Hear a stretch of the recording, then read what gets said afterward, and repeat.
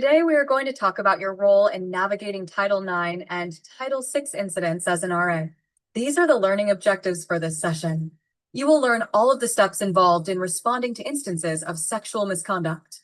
You will learn how to respond using active listening skills and respect the survivor's autonomy while also following protocol. You will learn what resources are available to support students and the difference between a confidential and non-confidential resources. If a PACE student discloses to you any of the following: sexual assault or rape, unwanted sexual advances or comments, pressure into sexual activity, any type of non-consensual sexual activity, retaliation for reporting discrimination or harassment or stalking, you have a responsibility to support the student. Call the RD on duty and report up any and all information you have received. After you have done that, you will determine with the RD on duty what type of report you are submitting to the Guardian Reporting System, Title IX, or bias/discrimination. Submit a report to Guardian, the university's online reporting system, Guardian. Submitted reports are sent directly to the Office of Civil Rights Compliance for review.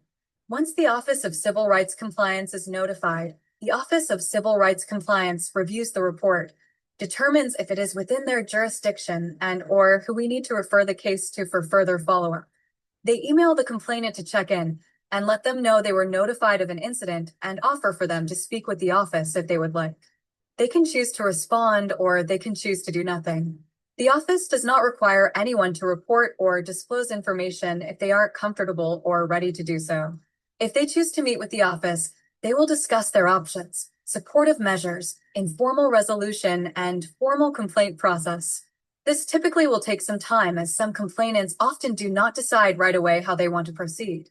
If the office does not hear back from complainant after meeting, they do outreach to check in a few times to see how they are doing and to let them know that if in the future they want to speak, the office is available. There are a number of folks who support a student who has experienced sexual misconduct. The RA follows the residential life protocol, and the RD on duty will report to the scene and provide support to the student as well as anyone else that is there, including you. They will send the student a follow-up email with resources and submit a Guardian report. The following business day, the Office of Civil Rights Compliance will reach out to the student. They will explain all of the options, including supportive measures, and will ask the student how they want to proceed. The student will be given a lot of support through this process. The community RD will also follow up with the student. They will check in on you to see how you are doing. Please know that they will not be able to share any details about potential investigations or the student's situation. RAs have a duty to report any and all instances of sexual misconduct or bias/discrimination up to the RD on duty immediately. You are not confidential resources, even if the person disclosing to you is a friend, teammate, or relative. The Office of Sexual and Interpersonal Wellness Office, Counseling Center, and Health Center are confidential resources. All other university personnel, including RAs, Office of Civil Rights Compliance, PACE Safety and Security, and the Dean for Students are non-confidential resources. This is an example of a possible RA response to a student as a non-confidential resource. If the student says, "I went out this weekend and something bad happened, but I'm not sure exactly what happened," the RA should respond with the following: "Thank you for coming to me.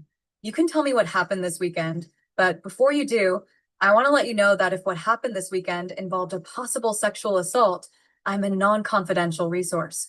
So that means I'm going to call the RD on duty to make sure you or anyone involved gets all of the support they need. There are confidential resources on campus that I can give you who don't report what you tell them. So you have control over what happens next.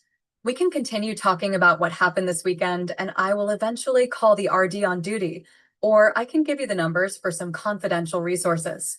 What would you like to do?"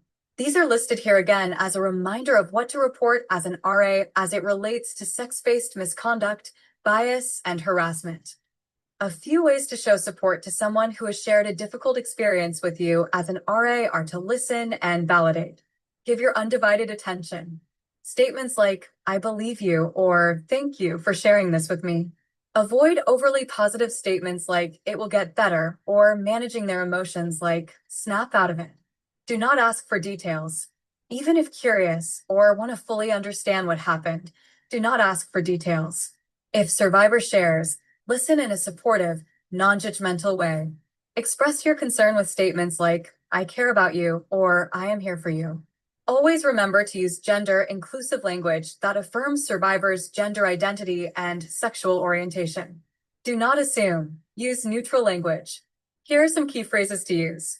To show your support, you can say, I will report up and not out, which means the only people who know are the ones who need to know and who can support you. To inform the student that you are a non-confidential resource and mandated reporter, I am not a confidential resource, but I can provide you with a list of some. You can ask the resident what they need from you right now and what they want to do next. These are the on and off campus resources to provide a student who discloses. You should put all of these phone numbers in your phone so that you can provide them when needed.